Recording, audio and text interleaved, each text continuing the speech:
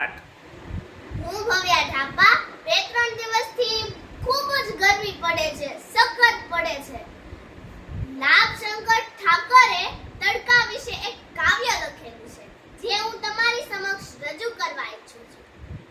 પરોઢના ઝાકળમાં તડકો પીગળે, પીગળે પીગળે બરસાયાના બહાર, ને આંસુઓમાં ડૂબતી તરતી તરતી ડૂબતી અથડાતી ગુમરાતી આવે થોર તણિકા ટાળી લીલી વાડ.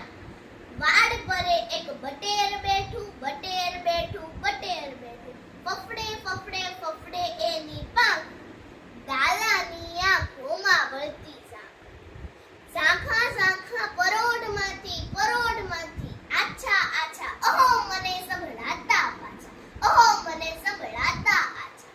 ઠક ઠક ઠક અવાજમાં હું ફૂલ બનીને ખુલું ખુલું, ઝાડ બનીને ઝૂલું ઝૂલું, દરિયો થઈને ડૂબું ડૂબું, પહાડ બનીને કૂદું કૂદું, આબ બનીને તૂટું તૂટું, તડકો થઈને વેરણ શેરણ, તડકો થઈને તડકો.